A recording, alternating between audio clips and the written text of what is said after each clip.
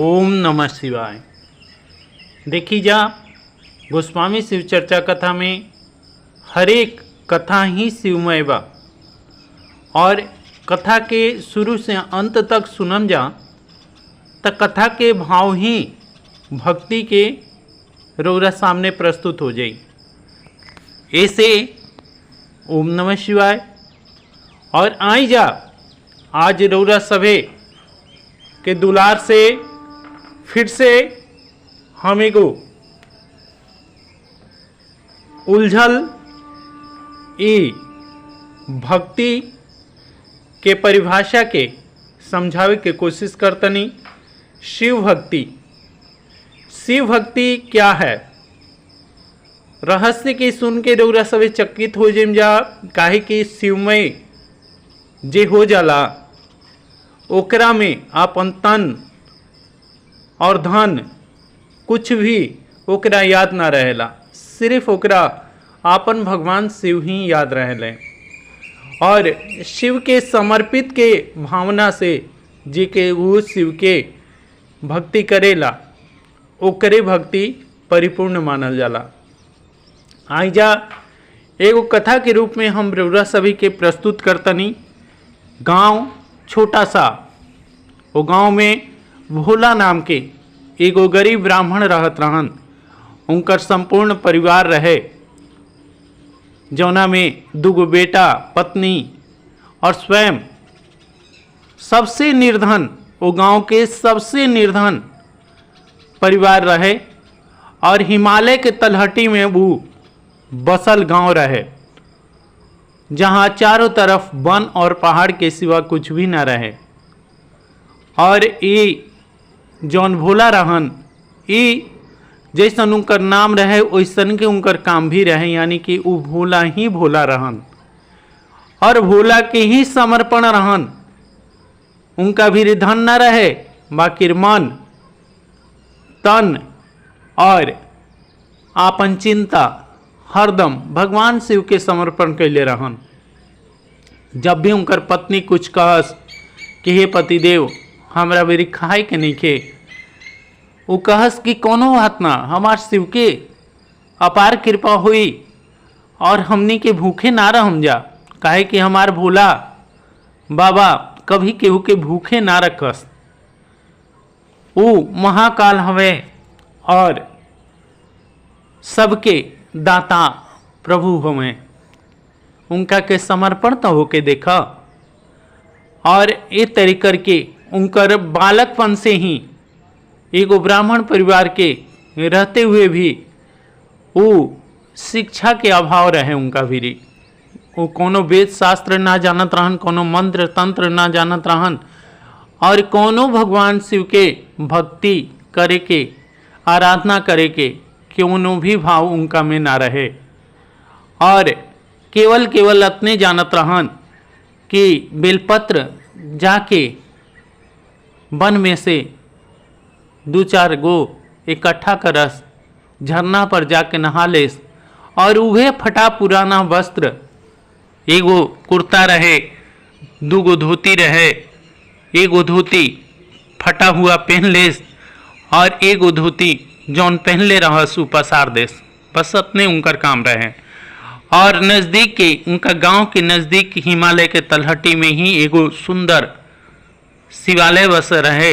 वही शिवालय में बहुत पुराना एगो शिवलिंग रहे। उस शिवलिंग भी जाके और भगवान से अपन हाथ जोड़ के विनय करस कि हे प्रभु देखी आ गई नहीं, रौरा सामने समर्पण मानी, मन से समर्पण मानी, तन से समर्पण मानी और अपन विश्वास से भी समर्पण मानी।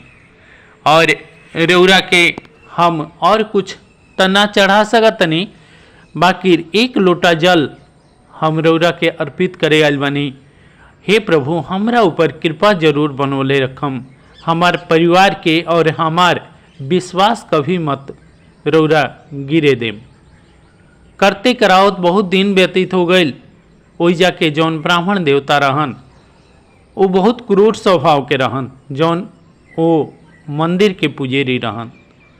हरदम उनकर मजाक उड़ा देस कि अरे भोला ब्राह्मण परिवार में जन्म लेके पंडित होके आ तोरा कोनो ना वेद आवेला, ना कोनो शास्त्र आवेला, ना कोनो मंत्र आवेला, ना कोनो तंत्र आवेला, और शिव के भक्ति रोज करेलस, का मिली तोरा शिव भक्ति से?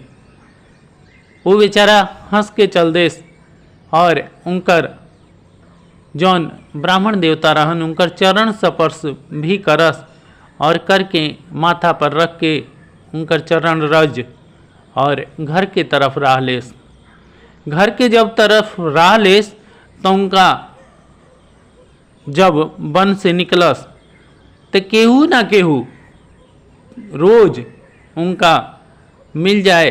देखी जब वन में बहुत कम लोग भेटाला केहू के, बाकी ये भोला ब्राह्मण के रोज केहू न केहू मिल जाए और उनका दिन भर के खाना के व्यवस्था वो आदमी कर जाए और कुछ ना कुछ बढ़िया खाना दे जाए और ये तरह करके उनकर गुजारा हो जाए, बाल बच्चा भी, और कुछ द्रव्य भी दे जाए जो ना के चलते उनकर बाल बच्चा तो पढ़त रहे, बाल बच्चा पाठशाला में जात रहे और ये तरीके के उनकर गुजारा बसर चलत रहे।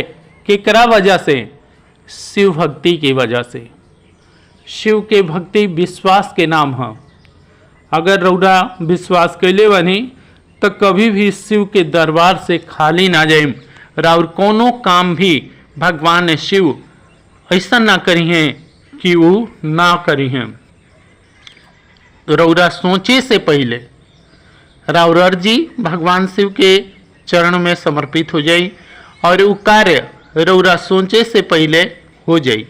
ये हमार विश्वास बा, काहे कि हम वो भोला के तरह एक गरीब ब्राह्मण के पुत्र हैं और हमरो जीवन भर उनका पर जैसे भोला रहन बालकपन से ही भगवान शिव के भक्ति करत रहन और कोनो मंत्र तंत्र ना जाने ले, ठीक वही तरह हम वो उनके लेखा बानी। हम प्रदीप कुमार गोस्वामी परिवार से तो जुड़ल बनी, बाकी कभी भी हम वो कोनो मंत्र तंत्र ना जानी ना और बस भगवान शिव के विश्वास के नाम पर आज तक चलल आवतनी। और हमारे कोनो कार्य जैसे भोला के कोनो कार्य ना रुकल, वैसे ही हमारे भी कोनो कार्य आज तक ना रुकल।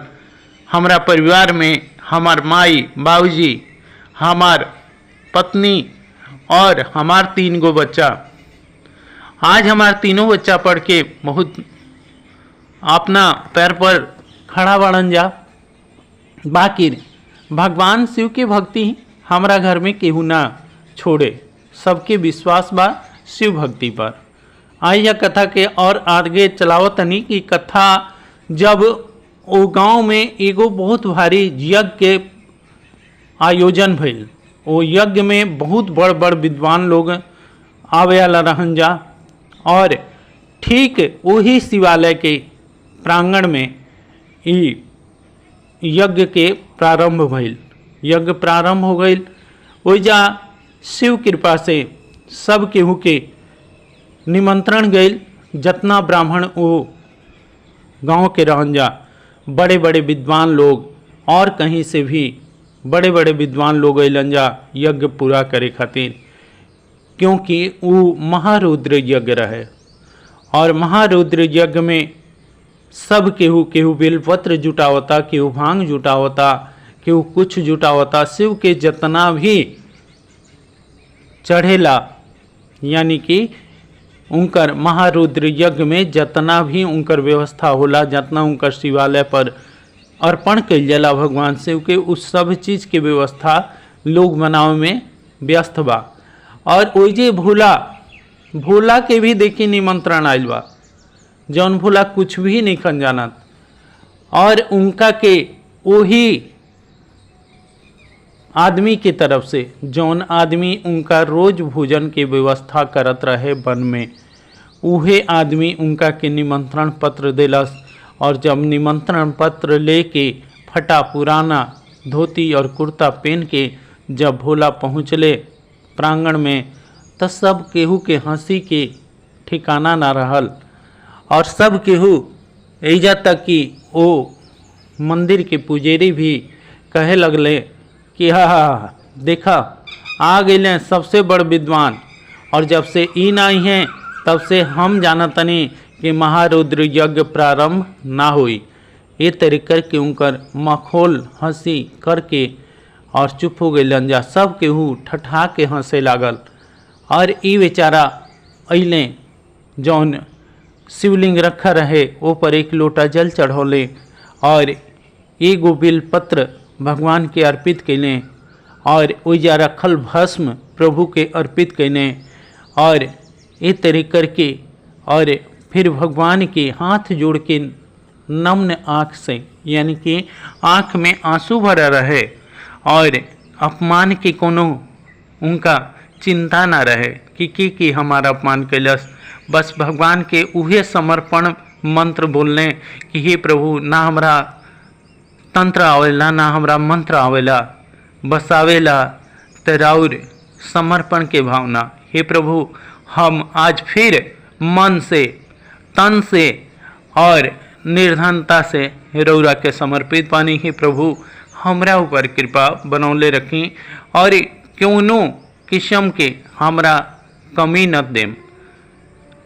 प्रभु के ई अपार जौन विश्वास के देख के सब के ठठा के फिर से हंस दिलस और जब ठठा के हंसल वही शिवलिंग से एगो प्रकाश निकलल। सब केहू चकित रह गए देख के कि अरे ये प्रकाश कैसन, और ये प्रकाश के देख के सब केहू चकित रह गए और सोचे लागल। तब तक वही शिवलिंग से एगो वाणी निकलल जौना के आकाशवाणी कहल जला। कहले कि हे भोला, तू भक्ति में सब केहू से जितना केहू हमरा के मंत्र और सामग्री उपस्थित करेला वो सब में तहार जौन एगो बेलपत्र और एक लोटा जल जौन तू हमरा के अर्पित करेला, जब तक तू हमरा के अर्पित ना करेला तब तक हमार तृप्ति ना होला, हमार पूजा ना होला। तहार जब से एक लोटा जल और एगो बेलपत्र हमरा ऊपर जब से चढ़ावल ना जाला तब से हमार वो दिन के पूजा जे केहू भी करेला वो सब व्यर्थ जाला। ये चलते हे भोला, हम तारा के वरदान देतनी और जब तक तू जीहा तब तक तू आपन भक्ति यही तरह करत रहिया और हम तारा इस सरल भावना के भक्ति से अति प्रसन्न बानी। और ये तरीके की वो आकाशवाणी बंद हो गई। सब केहू जितना विद्वान लोग रहे अब चकित होके और कि ई स्वयं भगवान शिव के वाणी निकलल और सब केहू भोला के चरण में लेट गए, दंडवत प्रणाम केहू करता, केहू कुछ करता और सब केहू आँख से झरझर आंसू गिरता और सब केहू भोला की जय कहे लागल और भोला के भी आँख से झरझर आंसू गिरे लागल। ये चलते कि ऐसन जौन विद्वान लोग बा सब केहू वेद मंत्र से महारुद्र यज्ञ करेला और महारुद्र यज्ञ करेला वेद मंत्र से। और हम जानतनी कि भगवान के कई किस्म के स्त्रोत से पूजा पाठ होला, बाकी आज स्वयं भगवान शिव ये प्रमाणित कर दिले कि हमरा ऊपर उनकर विशेष कृपा बा। और ये तरह करके सब केहू उनका के हाथ जोड़ के नम्र निवेदन कैलस कि हे ब्राह्मण भोला, जब तक तू यज्ञ में अपना से आहुति ना डलबा तब से यज्ञ पूर्ण ना होई। और ये तरीके के भोला जब यज्ञ में बैठले पूरा यज्ञ तक समाप्त तक वो यज्ञ के आहुति डालत रह गए और तब जाके यज्ञ पूर्ण भइल और सब केहू ओ से प्रसाद और भोला से भक्ति के प्रसाद विशेष कर पाके अपना अपना घरे गए। ये तरीके के जब काफ़ी समय व्यतीत हो गई और भोला जब शिवधाम पहुँच गए अपन परिवार सहित, तब वो गांव में उनकर वही शिवालय के सामने हाथ जोड़ एगो मूर्ति वही पूरा हूबहू भोला के जैसन वही जाके विशेष जौन हिमालय के राजा रहन उ बनवैले उनकर परिवार सहित। और उहे मूर्ति के पहले वो गांव में पूजा होला और तब जाके भोला बाबा के पूजा होला। हर हर महादेव, जय शिव गुरु। देखी जा, भक्ति कोनो दिखावा के नाम ना है, भक्ति कोनो चढ़ावा के नाम ना है। भगवान के रौदा कुछ भी नहीं खिले आए। अगर भगवान के अपन एक बूंद आंसू ही अर्पण कर देतनी, उस शिवालय पर चढ़ा देतनी, तो राउर भगवान शिव हम कहतनी कि कोनो कार्य अधूरा ना छोड़िए। यह चलते रौरा सभी भी भोला के तरह ही भगवान के भक्ति करी जा और भगवान पर विश्वास करी जा। एकरे नाम है शिव भक्ति। जय जय शिव, हर हर महादेव। अगर ये कथा रौरा सभी के अच्छा लगी तो कमेंट बॉक्स में एक बार अपन प्रेम से ओम नमः शिवाय जरूर लिखम जा।